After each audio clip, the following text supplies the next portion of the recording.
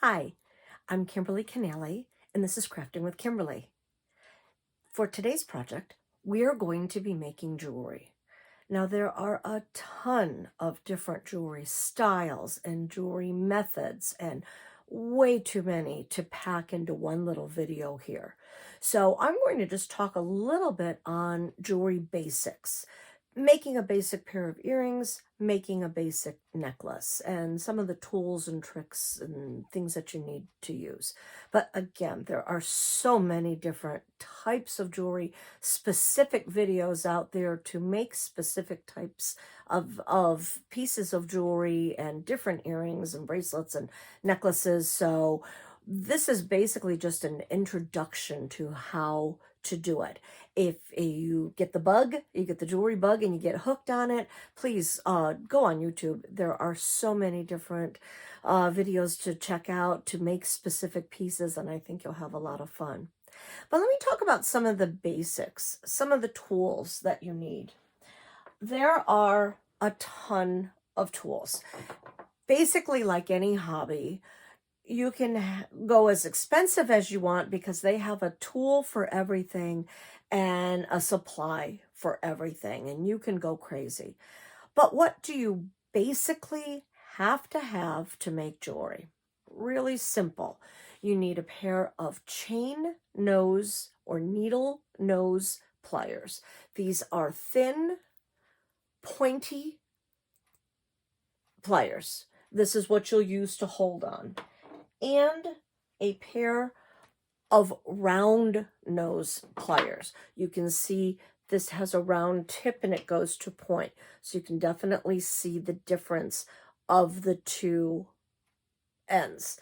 Now, this is if you basically went to your toolbox or went to a home improvement store, this is just a basic round nose plier. This is a specific round nose plier for jewelry. And because you've added the name jewelry to it, you're going to pay more for it.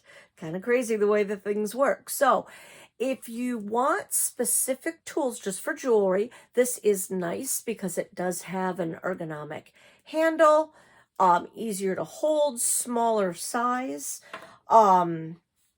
Again, really nice for those things. If you don't want that, if you just want to pay basic amounts or just even raid your toolbox to see what you have, these are just a regular pair. These were not specifically made for jewelry. So you can see not an ergonomic handle, still has the rubber coating, still comfortable to use. And in fact, I use these the majority of the time as opposed to the other ones because look how thin they are. That can give me a really nice small hoop and loop. They come with tools that are 2-in-1. So if you're really on a budget, this is a nice tool because you have your needle nose and you have your round nose all in one tool. It's a little awkward trying to use it because you'll use it on this side, then you have to turn it around, use it on this side. But if you're looking for just one tool, this is a great tool to have. Other supplies that you can get into, and something I think is very worthwhile and something that you should have, these are wire cutters. Now, can you use just tool wire cutters that you would find in your toolbox? Yes, indeed. Again, this is a jewelry pair, so ergonomic handle, but you definitely want a pair of wire cutters because when you're cutting metal, that will dull your scissors. So unless you have a specific pair of scissors set aside for that, and sometimes the wire is just too thick of a gauge to be able to be cut by regular scissors. So that way a wire cutter is great. And you can see it has a very flat side and a scooped indent side. You always want to cut with the flat side because then you know exactly where you're cutting. If I cut right there, I know I'm cutting right there. If I cut here, I may not be with the indented side. I may not be getting right up against the metal, and it's kind of crazy. So you always want to cut with wire cutters. If it has an indent and a scoop, always cut with the flat side. So really, those are the 3 pairs of tools that you need. Needle nose pliers, the round nose pliers, and a pair of wire cutters. Then you can go crazy with some of the other tools. These are wire straighteners. So when you have wire, you can see wire can get really wonky after it's been on the roll. So you take these and you can smooth it out. And as you keep pulling it, it gets straighter and straighter. But guess what? You already have a pair of those. Just use your fingers and you can very carefully just straighten that wire out yourself. So you really don't need those. A file is nice, but you can even use an emery board. And in fact, I tend to go to an emery board a little bit more than I do with a specific metal jewelry file. This is called an awl, or it's also called a bead reamer. So when you're stringing beads, sometimes your bead is too large and you can get in there with the tip, and they come with many different sizes. Some are extremely thin and long. Again, I usually use this as an awl and meant for an awl, but you can use the very tip of it to try to weed out your hole. But they also sell specific longer tools to weed out your holes. When you're using crimp beads, which we'll get into a little bit later, they have a crimp bead tool in it. You can see that it has a scooped end and an even bigger scooped end. So kind of like an end like this, and then an end really like this. This helps close your crimp beads. This takes some skill to use, and I've been making jewelry since I was in high school, and we won't say how long that's been. I still really haven't mastered these, only because I don't have a tendency to go to these. When I close a crimp bead, I have a tendency to use just my needle nose pliers. I like that, and then I put a crimp bead cover over it. That's kind of my go-to. So if you were going to invest in a crimp bead closer tool, what I would do is practice. Just plan on wasting wire and wasting a package of crimp beads and just practice. Once you sit there and do it quite a bit, then you'll get to it. I just haven't done that. I tend to do that. I tend to go with those. Another nice thing to have is this is a hole maker. So if you're cutting up cans, soda pop, or any kind of metal can, metal containers, these are nice if you want to add a hole to that metal so you can make an earring. So then that kind of turns into the sky's the limit for what you want to use. I can also use this on paper, on cardboard, anything that really needs a hole. So that's a nice tool to have. But again, as I said, there's so many different tools that you can use and that you can go to. You'll find what's your favorite, and you'll find some of your go-tos. Another nice one is you can see the difference between this chain needle nose plier, which is straight, and this that has a curve. The curves are nice because you can sometimes get into little nooks and crannies and hold it at a different level. So those are kind of nice to have as well. I often go back and forth between the two of those. It's nice to have a container to put your beads in. So when you're making a necklace or a bracelet or a pair of earrings, you have to be able to have your beads out, and you don't want them flying all over the place. Easy, fast tool. Get a lid of a box. Those are great to put your beads into. If you are making a necklace or a bracelet, they actually sell these forms. It gives you sizes around, and you can lay your beads in with your clasp and your end piece, so you can see how big you want to go if you don't want to keep measuring. And as you're designing, I use this quite a bit. When I'm designing my necklace, there are places to put your beads in here as well. It has straight across if you want to do a bracelet, and it has different lengths for a necklace. So these are really handy to have. I use this an awful lot when I am designing a necklace, because then I don't have to really think about, once I lay my pattern out, I don't have to think about what bead comes next, because it's already laid out and I just go in order. And sometimes if the beads have holes big enough, you can start your wire up here and then just go through all of your beads with your wire already on here, instead of picking them up individually. But these are a great tool to have. If you are going to be using wire, the thicker wire to make bracelets, sometimes you need it's called a dapping. You need a dapping block and a dapping hammer, or a regular hammer. I use my regular tool hammer almost all the time as opposed to this. This is rubber coated, so if you don't want marks on your wire as you're pounding it, this would be the type of hammer to use.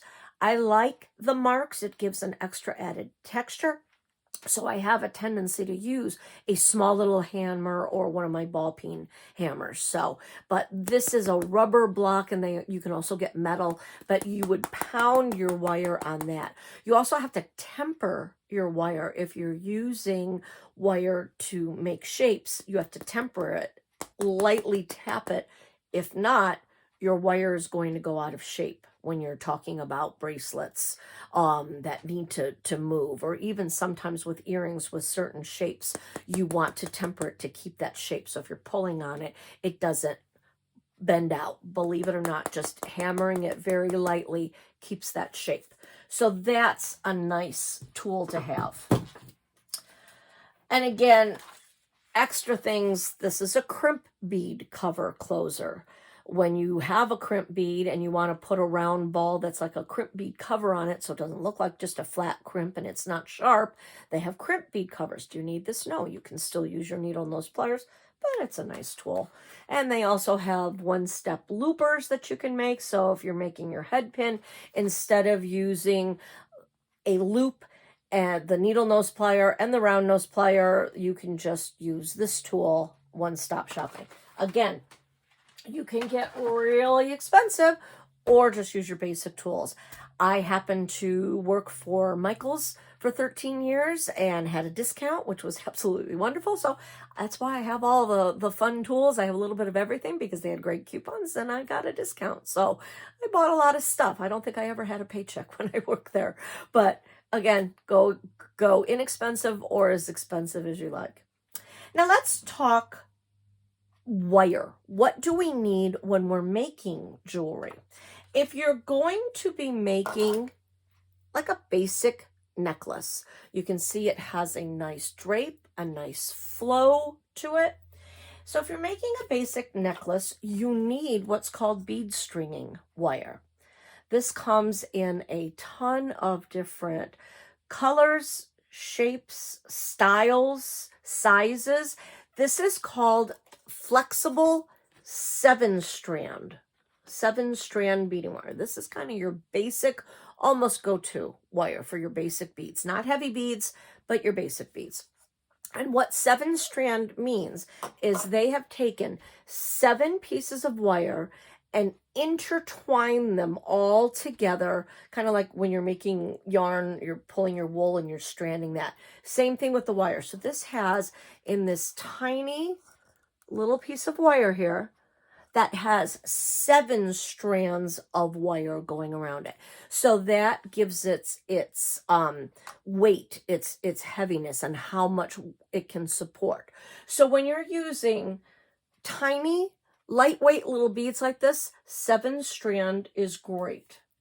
When you have thicker, heavier beads like my necklace, this is a little on the heavy side, you run the risk of having your necklace break because it doesn't have the strength to hold your beads. So you might want to go to your next go-to is a good one, is a 49 strand.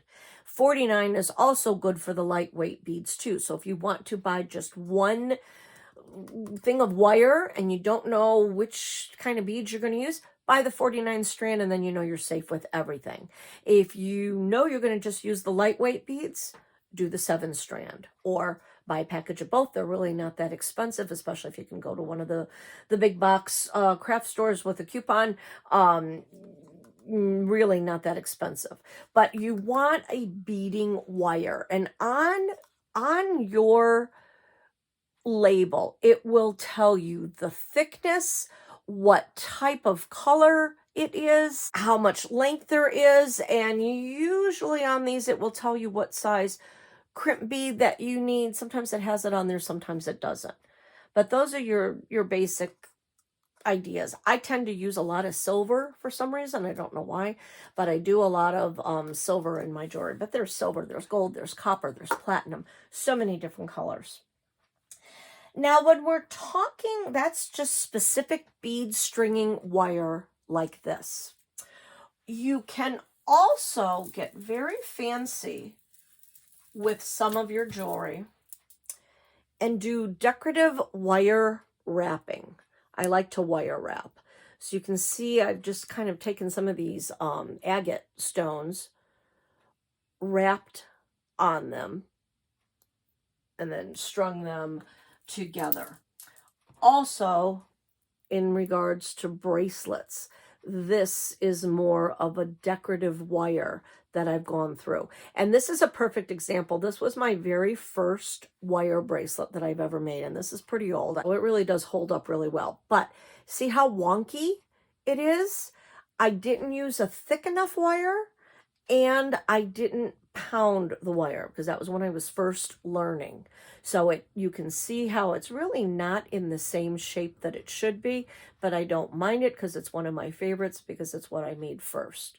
But I have used wire to put these beads on and to do the decorative forms. You can also get really fancy. They sell wire jigs. So I used a wire jig so you can get each shape exactly the same. This way, all of your pieces are the same and it comes out, and that makes a really pretty bracelet. So when you're talking about different wires, what does that mean? The confusing thing is the smaller the gauge of wire, the larger the wire is. So a very small number is a very large piece of wire. A very large number is a very small piece of wire. This is 32 gauge. Look how thin that is. That is an extremely thin piece of wire. You would not want to string your beads with this because it would crack, but it is good for decorative elements.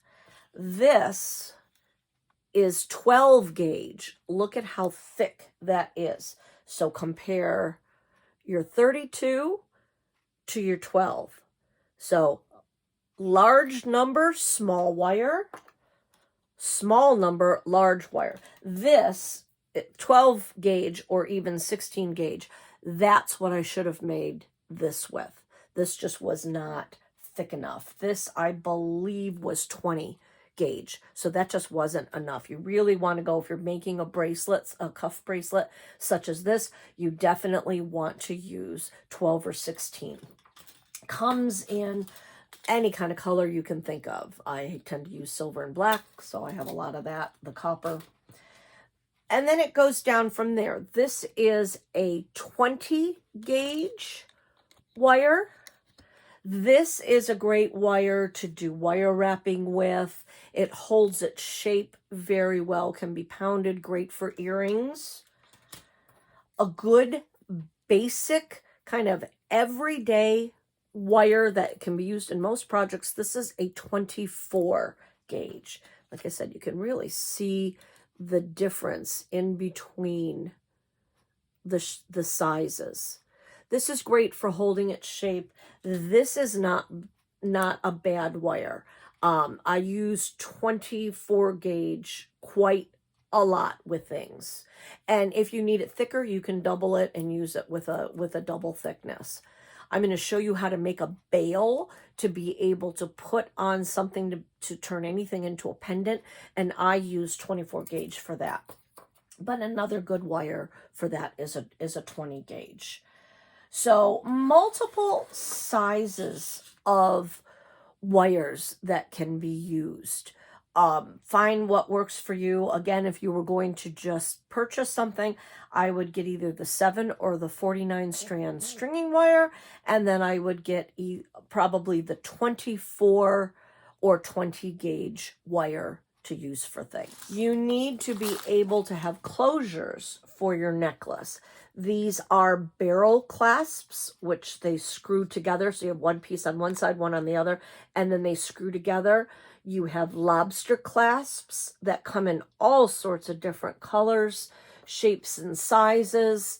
I tend to really like the lobster clasps, so I use those most of the time. There are also clasps called toggle clasps. Come in all sorts of different patterns, shapes, sizes. And what that is, you have basically a circle loop on one side and almost a piece that looks like a T. And again, they can be really fancy, many different patterns. So you would connect one to one side, one to the other side, and then to connect them, you push that through, and then it's connected, and that's how your clasp will look when it's connected. So that gives them a different decorative element. When you're making earrings, you need to attach your earring to a post that goes in your ear. So there are multiple types of those as well. This is your basic post earring. Usually has a ball or other decorative feature. Usually has a small little hook on a round circle on the bottom for you to attach your earring to. That's your basic post. You also have a hook earring that just hooks through your ear. Again, the circle at the bottom to attach whatever you're making on. And then you have a lever back or a hinged. It can be called hinged or lever back because you can see you put this part through your ear and that closes. I like these. They're very secure. I don't have a tendency to use the hooks. I think those have a tendency to fall out of your ears. If you are going to use just the hook style, get the little plastic stoppers to put on the back and always put those on so they can't fall off. With the hinged, those stay on really well. Earring backs, these can come off too, but on the whole, they are pretty sturdy. You can see in here, these little plastic stoppers I was talking about. They come in all sorts of, these posts, all sorts of different styles, different types. So those are imperative if you're making earrings. Then another thing that you need are jump rings. Jump rings attach. They're just a little circle. And these are what you use as your clasp for your lobster clasp to be able to hook in there. This is what you attach your loops with. These are decorative elements. You can take a pair of earrings as I have here. And I used the jump ring down there at the bottom. I put a little seed bead on it and I made that an extra decorative loop. When you are opening a jump ring, you have a tendency to want to just do this and open it this way. If you open a jump ring this way, you will never be able to close it again. It will never go back into round and it will never close completely. So when you are opening a jump ring, you take 2 pairs of pliers. Sometimes you can also just put your pliers in one hand and use your finger for the other, depending on how strong the jump rings are. Most of the time you can just open them with your hand. I like to use both pairs of pliers, 2 of them, 2 of the chain nose pliers, because then that way I can really wiggle that back and forth and get it closed well. So when you are opening a jump ring, you find the edge, you can see the little space, and I'm going to pull one towards me, and one away from me. So now you can see that I've opened it. Now I can put whatever I have to put on, whether it be my necklace, whether it be an earring hoop, whether it be a bead, whatever I want to do, I can put that on there. When I am going to close it, I bring them back the same way. What you would do is wiggle back and forth, back and forth. Once you have that completely closed, I usually then take it, squeeze it a little bit, and now you can see that that is closed back up. If you don't close it up tight enough, if you leave a space, it will eventually fall off. So your stringing wire, remember, is very thin.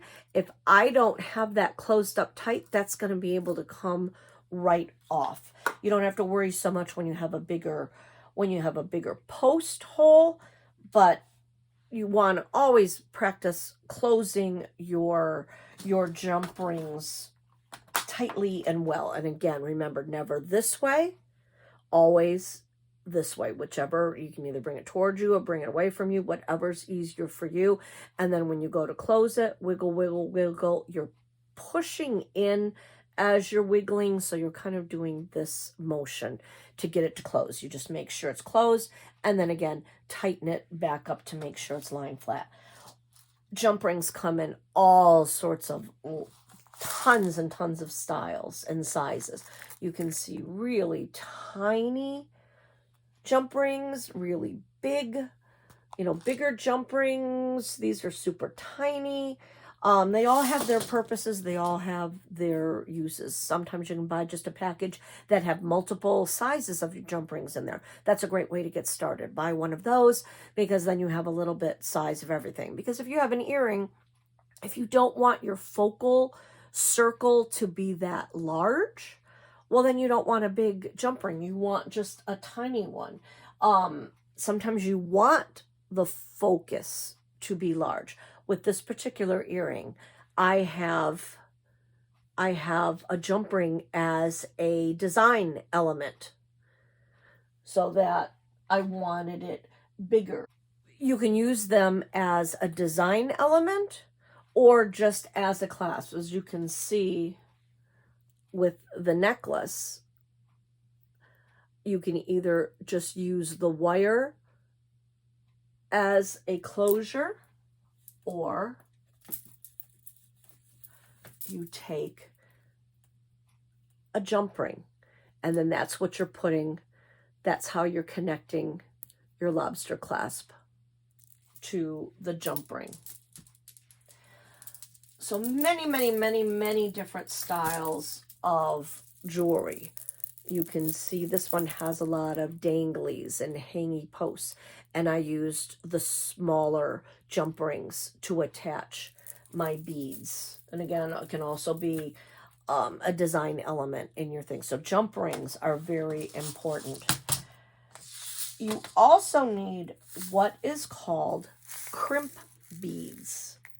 These crimp beads are tiny, tiny little beads, and you can see they come in all colors, also many different shapes, sizes, shapes. They can come as a crimp tube or a crimp bead. I have a tendency to really like the crimp beads. On the back here, you can see this one is a crimp tube, and it's a little tube. So it's the same idea, and what we'll be using those for is connecting your wire. You have to be able to string your beads, close your wire off somehow, and that's how we're going to do it, by using the crimp beads. And then again, as I said before, you could get fancy, and they have crimp covers. You can see this one sitting right here. It looks like a C.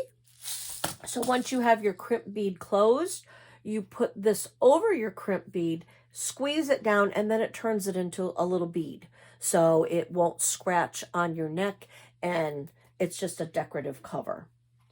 Do you have to use those? No, you do not, but they are nice. So those are all the basic tools. And again, I can go on and tell you so many other different types of tools and findings and all other things there are, but let's just worry about the basics. I'm going to turn the camera around. Let's go close to the table so you can see how we're going to make some of the basic jewelry. Let's start with a pair of earrings. So when you are making earrings, you also need what is called a head pin. A head pin can either be just a flat backed, so you can see that just has a little flat shape on the bottom to stop your beads. Those can come very decorative, or it comes as an eye pin. You can see there's a hole on the bottom of that. These can be used in two ways. They can be made this way, and then you have a little loop already made at the bottom where you can attach a jump ring to add some dangles on there. Or you can use it this way, and this is what you would attach. You would open this. This would attach to your earring wire. You would put your beads on, and then you would do a decorative closing at the bottom. I tend to use these that way and then close them up. So let's do a basic pair of earrings. This is going to be my final product. We're going to make a pair of earrings that look like this. One thing to note when you are making earrings is that as you're putting them on, you can't let your beads fall off. This has a very, I don't know if I can get close enough. You can see that has a very, very tiny bottom. So if I go to put, say, a big bead such as this, it's staying on this one, but it's going deep into it, and it may eventually pull out. So I don't want to lose my beads. Sometimes you can just pull the beads right through. So a good rule of thumb is try your beads, see how it fits. If it doesn't fit, then what you want to do is you want to use a smaller bead. So I'm going to start by stringing a small little bead. It makes a nice decorative element. Then when I go to put my larger bead on, it's not going to go anywhere. That's definitely connected. It's going to stay. And then for my own design choice, I decided to do 3. Odd numbers are really great when you're putting beads together. They just have a tendency to look really good when you have 3s. So that's all I want on my earring. I just want to do 3 beads just like that. So now that I have them on there, I'm making sure all my beads are pushed all the way down to the bottom. I am going to take my needle nose pliers. I'm going to come up about, I'm not going to go right up against the bead. I'm going to go up a little bit. So about that much, as you can see, about that much. So I'm going to take it, I'm going to bend it completely to a 90-degree angle. So you can see now my beads go up and I have a 90-degree angle. I'm going to be using my round nose pliers because I now want to make a loop like I had on that one. I need to make this loop. If I made a loop and just went all the way around from here, that's pretty long.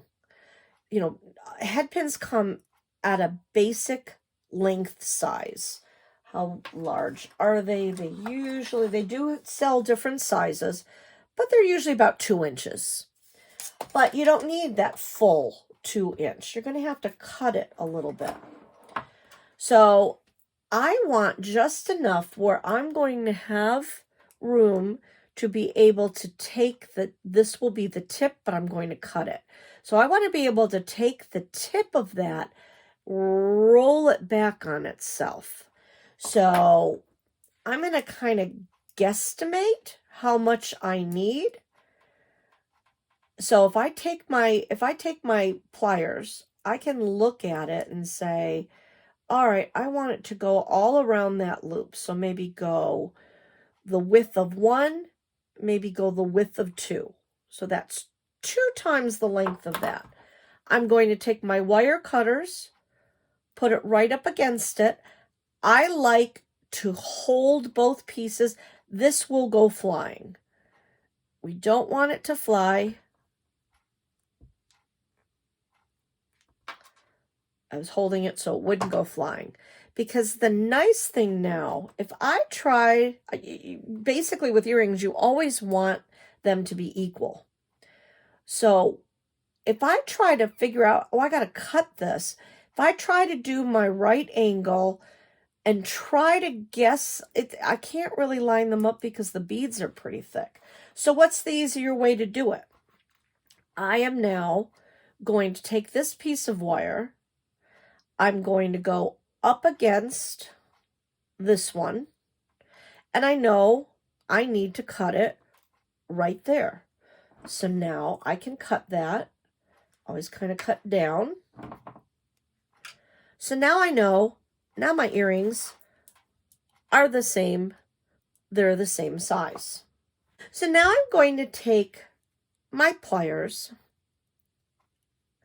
You can see, because the pliers here have various widths, really, really, really tiny, continuing all up to thick. So whatever thickness you want your loop to be, that's where you want to put your wire. So I want to go on the thicker side. So I'm going to kind of bring it up here. Sometimes when you're making a lot of them and you really want to have them all be the same, you can take a Sharpie and you can draw a line right there. And then if you use rubbing alcohol, you can take the line away when you want to use it for something else. But I'm going to put it right in between my round nose. And I'm now, my wire is facing away from me. I've got it right in the middle. Now I'm going to roll it towards me. I'm going to hold the bottom here, and I'm going to just roll as far as I can. I'm going to take it out. I like to have a line that goes up, over, and then around. So I'm going to bend this back a little bit more. Now I can just put this right to the edge, and I can come down. I'm not going to go all the way down yet because I need to attach it to my chosen earring back. Some earring backs, like this post, you can't open that. That is a closed loop. So whenever you're making something, you have to keep it open so you can put it on. With the lever back earrings, you can see this hoop has an opening right up at the top. I can gently go that way, and then if I did close my hoop all the way, I could put it on this and then close that up. So it depends on what you're putting it on. I want to put it on this one, which I cannot open, so I need to leave that a little open. I'm going to take it, I'm going to put it on there, let it fall down. Now I can take my round nose pliers and close that up. And I want to make sure that it's nice and tight and closed. So now you can see that's attached and that's closed. Again, you're going to take it, go up a bit, 90-degree angle, take your round nose.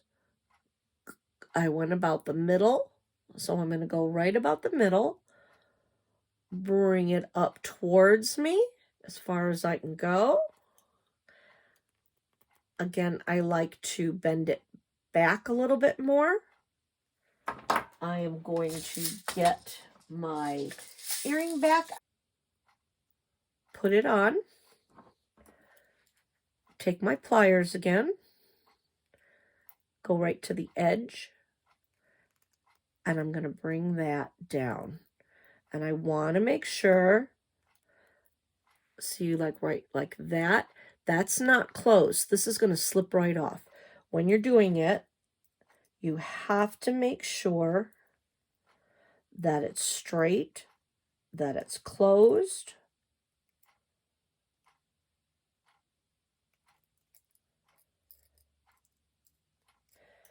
So now you can see that's in there, that's closed.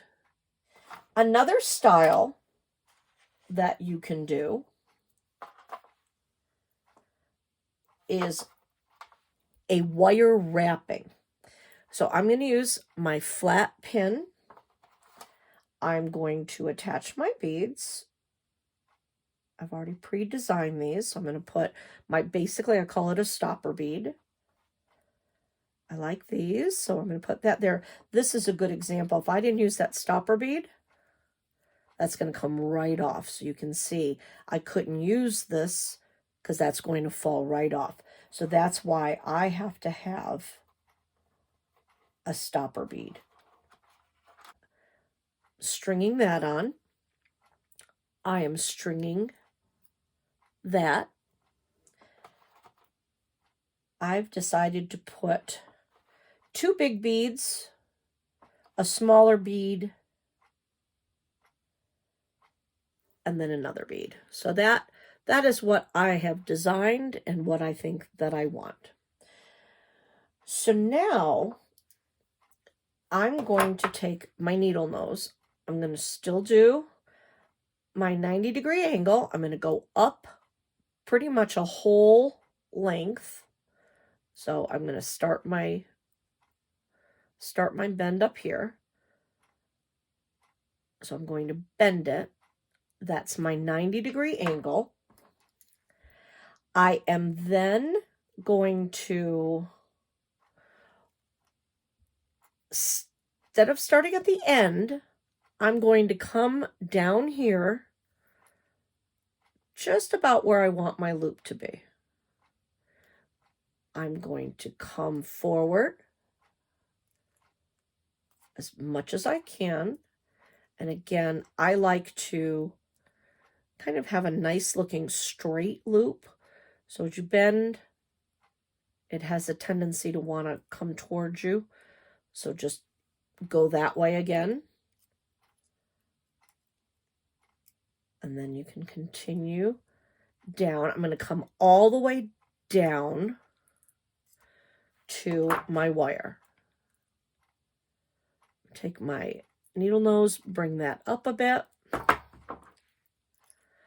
Now, I'm going to wrap this around that little bit of wire. So I am going to put that in. I'm going to wrap it around. I do, as I said, I happen to prefer the post earrings. So because of that, because I can't open that loop, I'm going to put that on now. So I know that it's there. If I were going to use one where I could move that, I could continue to do my loop, finish it all off, and then I would have this because I could easily slip that in. But since I want to have this be, I have a tendency to like heavier dangly earrings. I like a shorter post to be able to put my ear, then it's not hanging down so far. And again, all personal preference. But I now have my posts connected. I'm also going to put my round nose in there, and I can do this with my hand because the wire is flexible. You can see where you can roll that around. Or I can keep it in there. I can take my needle nose pliers, and then it really, I'm going to just keep taking it out and really just wrapping it around that wire. And with this one, it's a little more fiddly. But by keeping your round nose in there, you are not going to close up that loop. So I'm going to continue to pull this around. I'm going to take it off. I'm going to turn it upside down again. I'm going to continue to bring this down and around. So you can go all the way around. You could do it a couple of times. I don't have a lot of wire space. So I think instead of continuing that last little bit around, that last little piece of wire, I'm going to snip that off. I've gone around once completely. And this is where you take your wire cutters. And I'm going to come right up close to it. Snip away.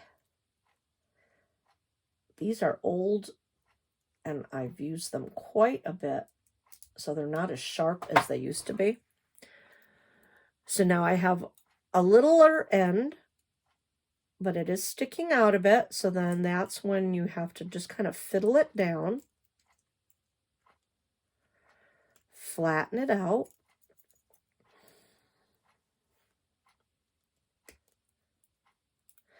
It's not as awkward. Normally I have a big magnifying glass that I'm looking in and having this up close. So that's why I'm struggling a bit, but it's really not that hard when you can look closely. So now you can see with this earring, I have it wrapped, it's connected on, that's never going to fall off. So that's an interesting way to do your loop. The other way, a lot simpler.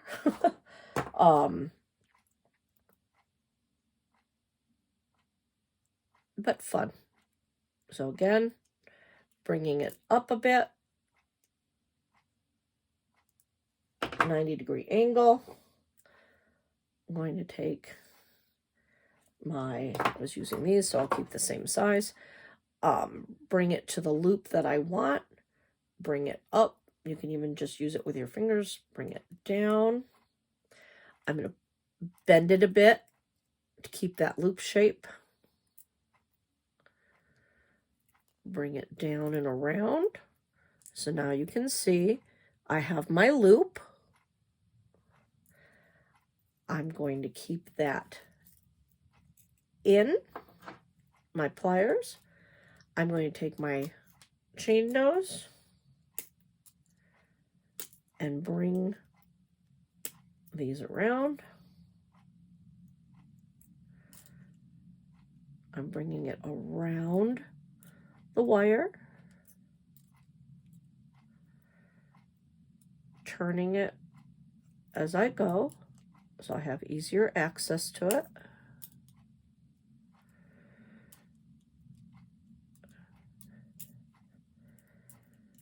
Kind of squeezing. Now when you're doing this, be very careful that you don't break. These are glass beads. You don't want to crack your bead because they will come off. So again, a little fiddly. Bringing it around. Now I am going to snip that little edge right there.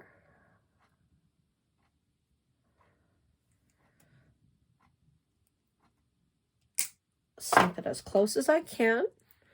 I'm going to now take my needle nose again and just squeeze it on down, just so I don't have a sharp piece hanging out. And I have that finished. Now, I did it as a different loop so you can see when you're going to put, I couldn't put it on the post because I didn't add my post to that.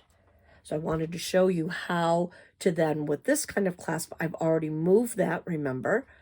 I can now put it onto that. And then I take my pliers.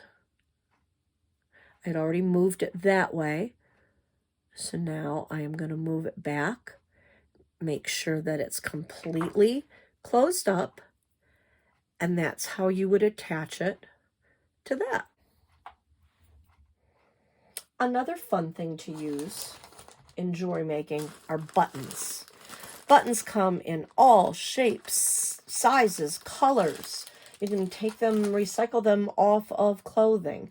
Do so many things with them. With this one, I took some fun colored wire, that was about a 20 gauge, and attached two of them together, made a bale in the back, and now I have a pendant. I can string that on a necklace. So there's that one. I'm going to show you how to make this cute little earring. I've just used a jump ring and then an earring, the fisheye earring back to attach that. So I'm taking a large jump ring. You can even just hold it with one hand and open it that way. Again, remember, always open this way, not this way. I'm going to take my small glass bead, attach it on there. I'm going to go through one of the holes of the button. I have both of those on there. I'm going to take my pliers. Now again, for closing, I always like to use 2 pairs of pliers. I'm going to hold the end and the end, push and wiggle back and forth. Make sure that's closed, make sure it's tight. Squeeze it, and then now you can see that's tight on there.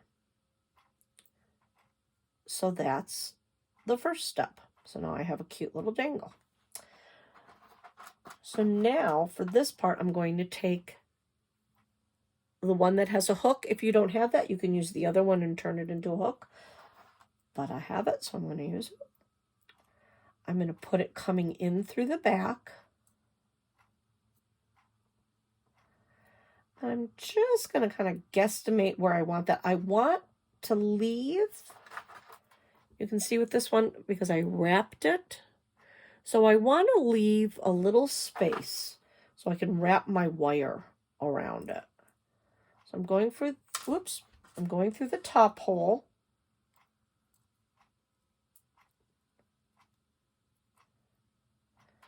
And I'm just going to see where I want that to go. I'm going to fold that up. So I just pushed it up, basically made my 90-degree angle. You can see a 90-degree angle right there. And I just pushed it up with my fingers. These are really flexible enough where you can just use your fingers. I'm going to bring this up. This particular head pin, they're very, as you can see, it's very flexible. I can literally just take it with my fingers, bring it down and around, and spin it right around. Some head pins are thicker, tougher, so you have to use your needle nose pliers to spin around. So it depends on the material that you have. I was able to spin that all the way around, so now I'm just going to close it because I don't want a sharp edge. So I'm just taking my needle nose pliers, just kind of pushing that little part down so it is not sharp. As you can see, I've spun it around. If for some reason this head pin was a stronger, thicker type, again, the best way to do it, put it on your round nose, take your needle nose and spin it around, cutting if you need to. So I'm going to take my lever back earring. I am going to gently open it away from me. Attach that, making sure that's the front. You can see there's a smooth side. There was an indented side. I like the indented side, so I'm going to make sure that's the front. I'm going to carefully bring that back. Make sure it's closed and touching. And how easy is that? A nice little pair of earrings. Same thing if I wanted to do that on my chain. I would do the same step. I could either have closed that all the way, like that, taken a small jump ring, open that up and attached it. I could open up the loop. I would prefer not to open the loops of the chains because then you never know if you really get it closed enough. This way, you know those are all closed. So personally, I would take a nut. If I close this up all the way, I would put a small little jump ring and attach it that way. And then you could have a whole chain of them. Or just open up a jump ring, attach your button, and leave it on. So really fun way to use your earrings and turn those buttons and turn those into jewelry. To do this style and make a pendant and a bale, I'm taking some fun wire, straightening it out a bit. I cut for that one, I used about 8 inches. Again, size doesn't really matter. Length, you just want enough wire to be able to work with. I can even easily cut that right with scissors. So this is just decorative fun wire. You can also get even thinner. This is 26 gauge. That would work well too. This was a wire coated 20 gauge wire that I had. So I'm just going to smooth that out. I am going to find the buttons that I want. So I do want these to be matching. Not quite sure what I'm going to do with them yet, but I want to make them matching. So I have my 2 buttons. You decide what side that you want. This one, it's hard to tell, but it has a very flat side and a bit of a rounded side. This has a ridge that goes around it. You could use either side. But I'm going to take my holes. You can see that they'll line up nicely. Take your wire. Go through one hole from the front. Go through another hole front to back. I'm going to go about halfway. I'm going to take this end, go through that hole, go through the hole down below, coming through the back, pulling it through. Not exactly in the middle, so I'm just going to push it up a bit, pull it down a bit, just try to get it a little more even. I don't care that it's not exactly even, that's all right. So now, making sure that that looks nice on the front, do a couple twists on the back. You've connected it. I'm going to continue to twist this wire around. It gives sturdiness and it also gives a nice texture. So I'm going to twist this all the way around. So I've twisted it as far as I can go. I'm going to bring it up. I want that to go up and down. Decide if you want your holes to go that way or if you want them to go up and down. I did the other one up and down, so I'll do this one up and down. I'm pushing it up against, so now it's hanging straight. I'm just going to do a loop, trying to get them about the same size. I'm going to do a loop. bring it together, twist it around. I'm going to twist it around about twice. And you can see what I've done here is I just brought it down. Just for a little bit of decoration, I've taken my round nose, started to do a swirly. I like swirlies. I do those on almost everything. Just kind of continue to swirl it around and push it into shape. So now I have two little buttons. I can use this as a necklace. I can feed my necklace through. I can even turn it this way if I want my chain to go that way. I could even take, you can see what it would look like. This is a basic necklace. So now I can hang that on that, and I have an instant pendant. And because that's big enough, I can either keep it to go with this because it matches the colors. It does have the turquoise and the sand colors in there. I can keep it like that.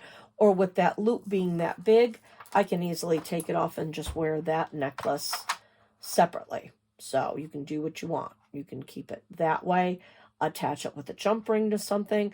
I could put earring posts on there, turn that into an earring.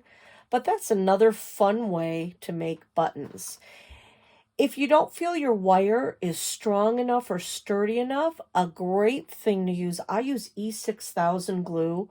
That's really the best glue. Hot glue guns, it will hold for a while, but it won't hold forever. So if you really want this to stay sturdy and strong, you could pull that up, put a drop of E6000, push that down, and then that would stay secure. So E6000 is a nice glue to use. So that's a fun thing you can do with buttons, make pendants. So now I'm going to show you how to make a basic necklace. Whatever we're doing here will also work for a bracelet. So basically the instructions are the same either or. Necklace obviously has a longer piece of the stringing wire. A bracelet would be enough to fit your wrist. So I've laid out my pattern of beads. This is what I've chosen to use. That's when these bead palettes come out really nice because you can lay it out, you can play with your pattern.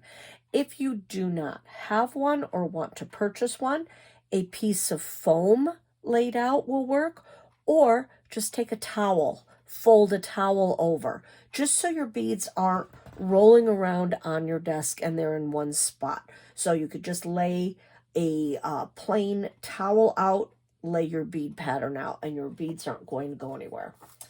I'm going to take my flexible 7-strand wire. I'm going to look and see how much I need. As you can see, I have also included, you almost have to always include about an inch on each side for your clasp to be able to close it up. So 1 to 1/2 inch on each side. So that goes into part of your measurements. If you have a necklace length that you already like, say this is the one that I want, you can see that the clasp is already attached. So if I were to try to guess how much wire I would need, take the necklace that you already like, lay it down. This is kind of the easiest way to measure. Space it all out. Come all the way back up to your top. And then always give yourself at least 2 more inches. That's a great way if you have a size necklace that you like, that's an easy way to do it. I've laid this out.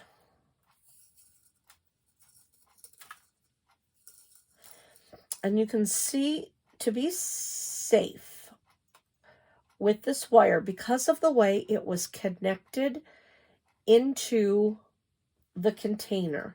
This has a kink right here.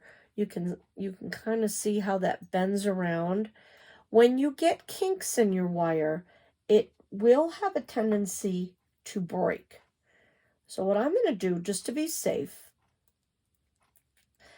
I'm going to cut that off.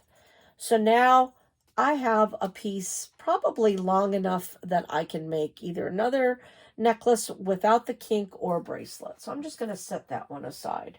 So I'm going to start out with a nice good length.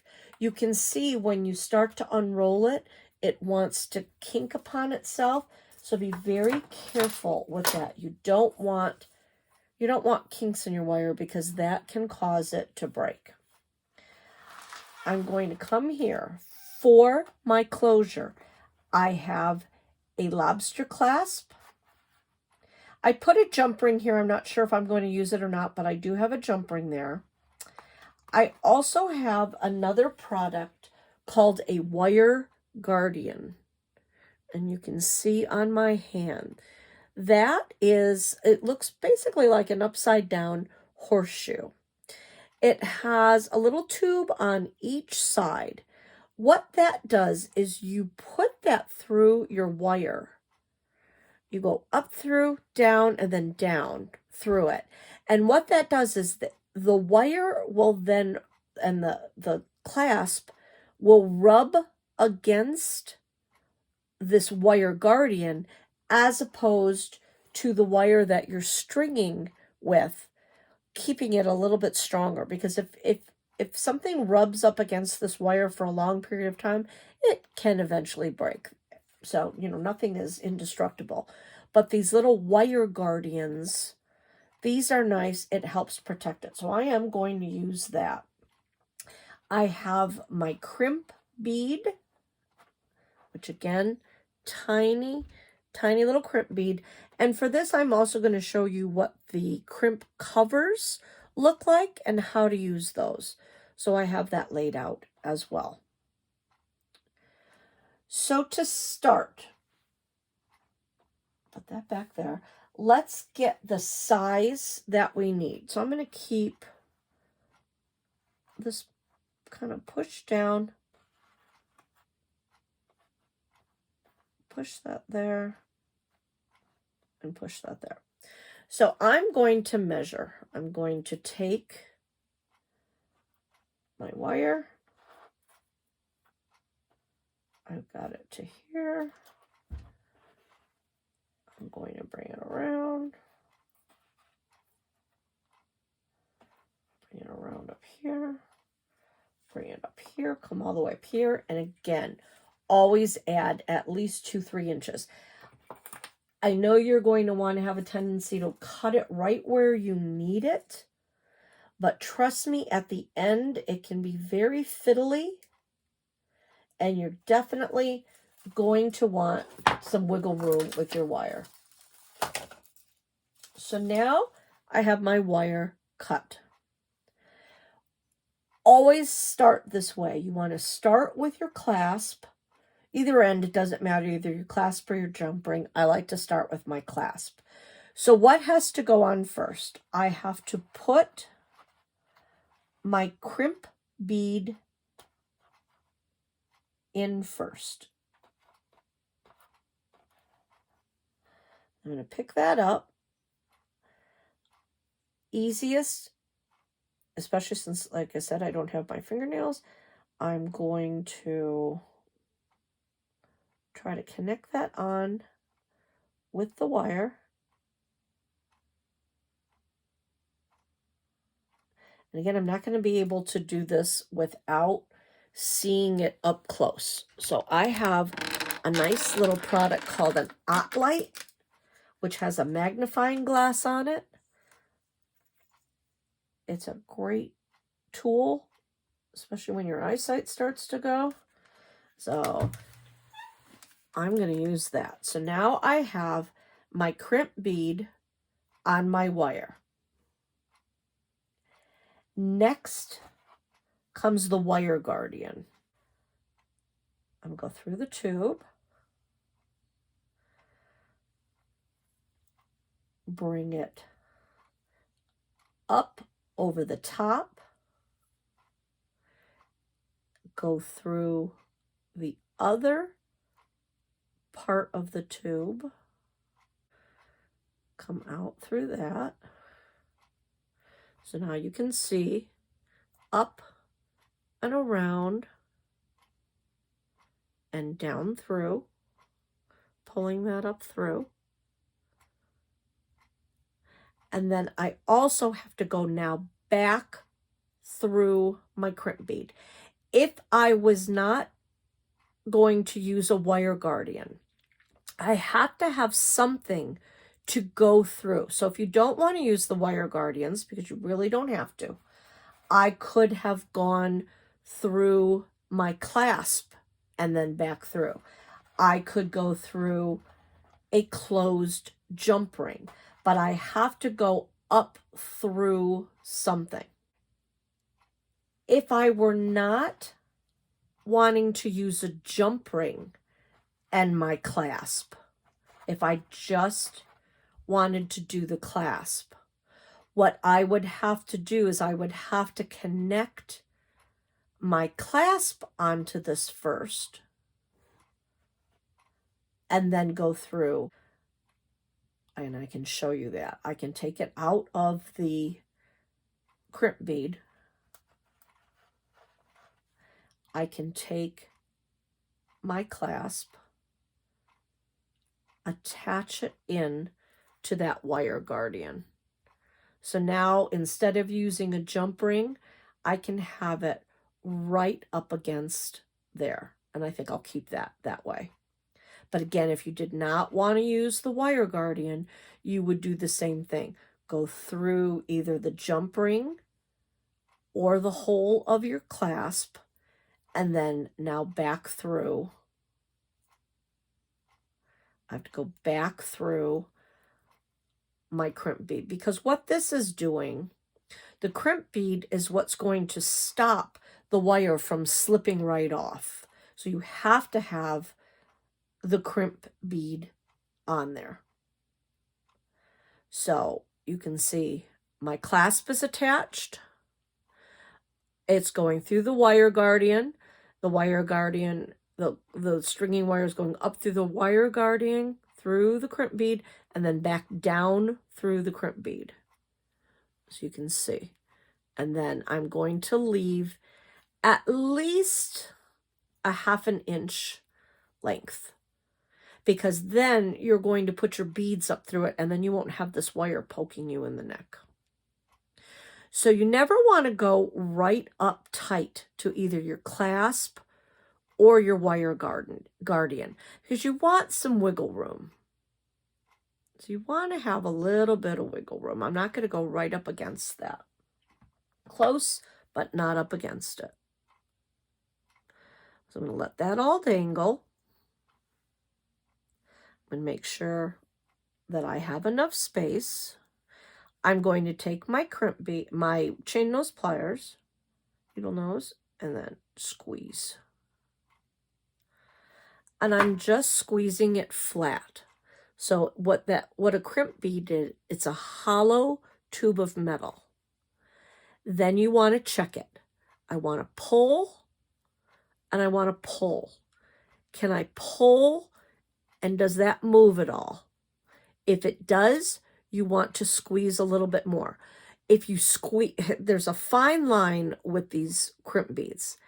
If you don't squeeze enough, it's going to be too loose, it's going to move around, and it's not going to hold your wire. If you don't squeeze, that's if you don't squeeze enough. If you squeeze too hard, you could actually break it. So there really is kind of a fine line. You want to squeeze it, but you don't want to squeeze it so hard that you're going to actually crack it. That's why I said, when you're first starting out, get a package of crimp beads, get your beading wire, and just practice using those. So that is attached. I've got a nice dangle. It's not up too tight. You can see it kind of is a little rough. It can bother you. Again, if you're using the crimping tools, especially for the crimping tubes, you crimp it once, you turn it around, you crimp it again, and it makes a rollover bead. I just do not do those well, so I'm not even going to show you. I just do it this way. I am then going to take my crimp bead cover. I'm going to set it inside. I need to bring this back over so I can see what I'm doing again. I'm going to put it through. Basically, you're nestling it. This is a hollow bead as well. Now, that is in there. I'm going to show it to the camera. You can see that's in there. I'm now going to take my needle nose pliers and I'm just going to squeeze. And I'm closing it up gently around. I do need to do this up close and personal here so I can see what I'm doing. I have squeezed this tight, and you can see now it looks like a ball.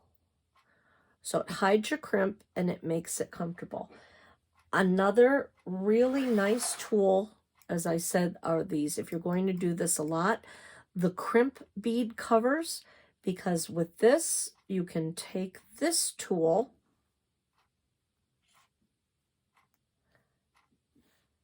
I can put it around the crimp cover and I can go all the way around in a circle, squeezing it tight and making sure that it stays round and it has a nice closure. So you can see that really gives your jewelry a very nice finished edge. Another thing that I like to do,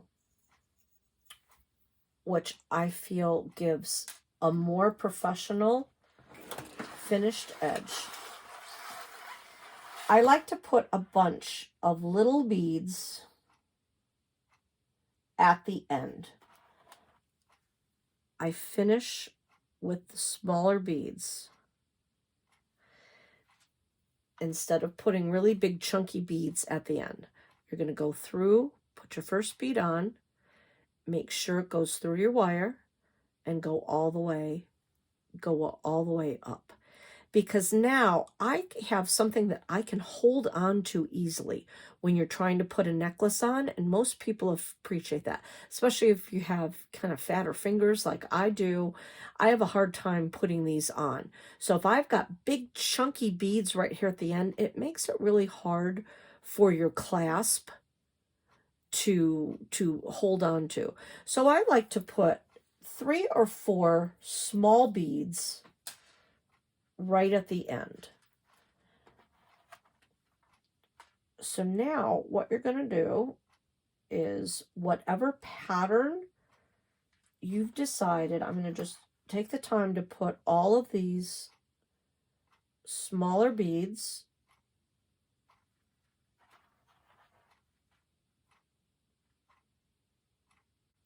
so with this particular one, I'm going to do 4 beads. So I'm going to make sure that they are caught in there. So that hides, you're going to see that's going to be able to hide the wire. And once we get these all strung on, when you're finishing to do the other end, the first end is easy. The other end is when it gets a little fiddly again. So when you're coming down to the end, you do not want to have your beads up tight, flush up against either your clasp or your crimp bead, because it's going to be very stiff. So you always are going to want to leave a little bit of wiggle room like that. You can see I would not put my bead. I would make sure there's a little bit. That's going to give you a much nicer drape. So what we're going to do now is, either for your bracelet or for your necklace, you're going to string all the beads on that you have. What I'm going to do is, it's going to be very boring to watch me string all these. You've already seen how to do it. Again, the easiest way is basically use your wire as a needle, come up to your bead, and you can find the hole and string it on that way. Much easier than trying to hold it in your fingers and trying to string it. That way you don't lose any. So you're going to sit there, you're going to string all of your beads. I'm going to do that off camera. I'm going to come back at the end to show you how to finish. So now we're going to finish the end of the necklace. I've strung all of my beads. I am going to put on my crimp bead first. I am using the Wire Guardian again. If you do not have a Wire Guardian, if you choose not to purchase those, what you're going to do is you're going to take your jump ring, wiggle it back and forth, squeeze it together to make sure that it's completely closed, then string your stringing wire on your jump ring and back through the crimp bead. But you would really want to make sure that your jump ring is completely closed there, because you can see how thin this wire is. You don't want to have any chance of that wire slipping through. I really like the Wire Guardians because this really has a great protection for your stringing wire, and it's without, when you spend all this time stringing all these beads, you don't want them to end up breaking. So that really helps to have that. So I'm putting on my crimp bead, the wire going through, moving it up. So what you're going to want to do, this is where the end gets to be a little fiddly. You want to make sure, see how tight that is up against there? We do not want to have that so tight, because otherwise your necklace will not have a nice drape. So you want to make sure you have a little bit of wiggle room, at least about that much. So I'm going to do the same thing on this side. I want to bring it down, but I don't want to have my jump ring. It's not going to go right up against the Guardian. I want to have a little bit, of space on both sides, just so I have that nice loose drape feeling. I am going to go down a little bit further. This is when your tools come in handy. Move that on down, but then ensure that I'm not going to go too close. Make sure I have space on that side. I'm going to move it right in between.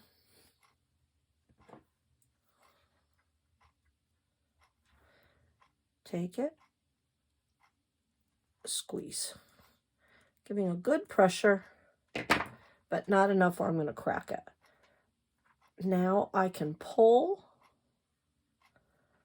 I can move this. I can see that I can't move it. I'm kind of moving, picking against it a little bit. So you can see that that is not moving anywhere. What I want to do is I want to take this end, and because I've given myself some wiggle room, I've got room to move. I want to go through these final 5 beads. I want to go back through them just to hide that wire inside.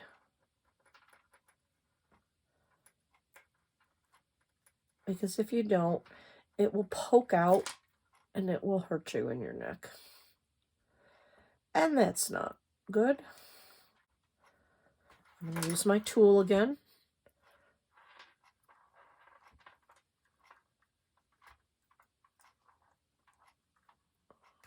So now I've gone through those beads. I can push them up.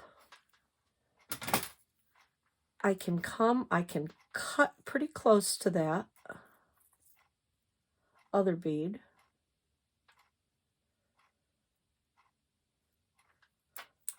Snip it, and now push those beads back down. So now my wire is hidden inside. I'm going to do the same thing that I did on this side, because I have the nice crimp bead on that end and the crimp bead cover. I want to do a crimp bead cover on there as well. So I am going to grab myself a crimp bead cover. So again, to do your crimp bead cover, you're going to set it inside. I'm going to take my needle nose pliers, squeeze it down and around, and you slowly work it down, squeeze it together, kind of round it out. And there you can see it just has a really nice finish. I am going to take my jump ring. I could connect my clasp right onto the wire guardian and not even have to have a jump ring.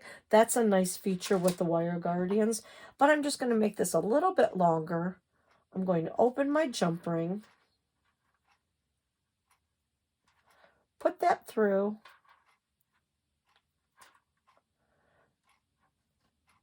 and then I'm going to really just wiggle. You can see I can just use these jump rings aren't too thick where I can just use it myself with my fingers. I don't have to use the two. So now you can see it's a nice closed tab. And now we have the finished necklace. Again, you would do the same thing with a bracelet, just a lot smaller. So it's the same principle. So now we've made a pair of earrings, we've made a necklace or a bracelet. You can turn anything into a charm or a pendant. These were some really cute Scrabble pieces that the library had. But to be able to attach them onto either a chain or necklace, you have to have what's called a bale. They sell bales, and that's B-A-L-E. They sell bales that you can glue on to anything, but you can also make them. I'm going to show you how easy it is to make a bale that's going to look just like that. What I did is I took some 24 gauge wire and just smooth it out a bit, straighten it out. I cut this about anywhere from 12 to 14 inches. So you want just a good basic length. I'm going to fold this in half. Bring that in half, and I am going to start to twist it. Now, a great tool to be able to get twisted wire. Take your pencil, put it on the edge, put it right on the tip, start twisting, and then now I can use this as a tool. I can just keep twisting that around. It will twist my wire. They actually sell tools, of course, that do this. But here's an easy way to do it. I'm just going to twist all the way down and around. Twist that wire. I just want to make it attached together and a little thicker. So now I've got that twisted. I'm just going to flatten that piece right there. I'm going to fold this in half again. So now I have a pretty twisted wire up here. I'm going to see how big, how large I want my hole to go. You always have to think about, depending on what type of necklace you want to be able to put on it. If you want to use something that you already have a strung necklace, but you may not want to keep the pendant on, well, it has to be able to go through that hole, as you can see. So either end, your clasp and your beads, it has to be able to go on. So if you want to be able to have something that you can remove on and off, again, we showed how big that hole was. You're going to need to make your hole wide enough to have that go through. If you're just going to attach it and it's going to be on there permanently and you're never going to take that off again, you can make that smaller. You can attach it as you go or attach it later with a jump ring. I'm gonna make mine about this big. I want to be able to use it on and off something. So I'm gonna keep my hole about this big. So now I'm just going to cross my wires over and I'm going to twist that. So now I have a hole. I'm going to continue to twist these wires around each other. And I'm just holding my hole and twisting these around. I am now going to take my round nose pliers and kind of squeeze those things together. I'm going to bring these into a circle. Again, I said I like to do swirlies. I call them swirlies a lot. I can get that started. And now I can just roll this up on itself. Because I'm just rolling it.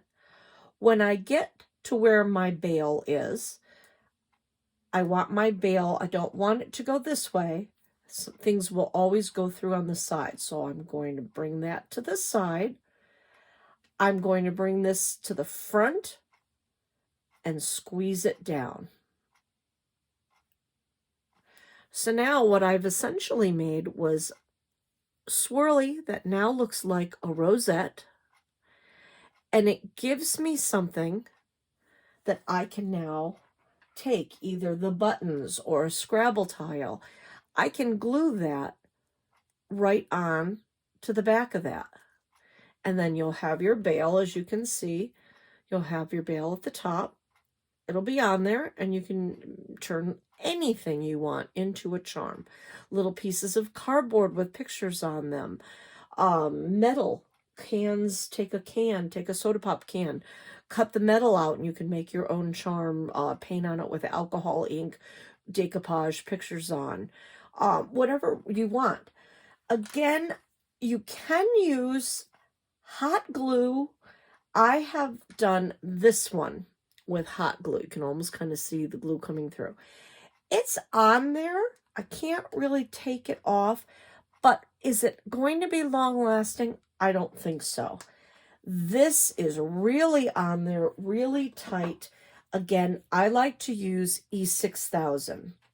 A tip when you're using E6000, you always want to have something that you can put the container in, like have a glass that you can fit this in once you open it, because it wants to come out of the tube. The minute you unscrew it, it wants to come out. When you put your top back on, always make sure it is cleared around, because if you have any glue on the outside edge of that, that is going to stick. A great tip, take Vaseline, rub the outside of that on the inside of that with Vaseline. Then when you screw your cap back on, it definitely is not going to stick. But again, you always want to kind of keep your tube up once it's undone because it wants to come in and out of itself. And what I do is I usually just keep it up. I put the glue on this way, then it's in a glass. I can push it off to the side, and then I can put it on. E6000 will take 24 hours to 48 hours to cure. So you really want to let it be on there, let it dry. Hot glue, once you put that on, once it dries, it's very fast. It goes really quick. So your choice of what you want to do. But that's a great way to make your own rosette bale. You can use these as charms. You can add a jump ring to it to attach to make something that looks like that. Or as your chain is there, when you folded it in half, put it through. Then continue to spin the pieces around, and then you've already got it attached permanently to your chain. Multiple ways to do that. But that also adds just a ton of things that you can use in your jewelry process. One other example I wanted to show you if you did not want to worry about using a clasp. This is called a lariat necklace. So this has no clasp, and what you do is you string all your beads, put them all on, and then you can see what I did is I started to string. I had a pattern, so I went through the same number of beads for each one. But as I got around and coming down this way, instead of just going straight, what I did is I took this part of the stringing wire, I fed it through a bead that was already here, depending on the length of where I wanted it to go. I fed it through there. I finished. I kept continuing to bead. With this, I did the wire guardian and a crimp bead and put that through. And then I added tassels. So the nice thing with this kind of necklace, this just goes over your head. So the only thing you have to think about is how large is my head that I can go over, and where do I want my bead to fall before I connect it together. So you could have done a different bead, put a bigger bead in the middle if you didn't want to go through the same thing. I just wanted it to look like one continuous. So again, style. I actually made these tassels, and what I did with that is you take a whole bunch of pieces of chain, cut them. This, I think I had 6 or 7 pieces. String them, I'll use a paper clip as a demonstration for now. String them on your head pin. Fold your head pin over. These are called cone caps. You would then put it through and do your loop. So you could go halfway. I could string them like that, pull that over, and then have my eye pin sticking up, or my straight pin, and then curling it around, which is what that is. I curled it around like we did with the other pair of earrings. But that's how you can make handmade tassels out of chain. Fun and easy. So those are the basics to making jewelry. You can see how easy it is. You can get very complicated and make very intricate things, or you can just do the basics. The nice thing about making your own jewelry is you always have an accessory that completely matches your outfit. There are so many different types of beads out there, so many things that you can use as jewelry. The buttons, the Scrabble pieces, little tiny toys, anything that you really want to do, you can easily make your own. So I hope you had fun. Again, this is Kimberly Canale, Crafting with Kimberly. See you next time.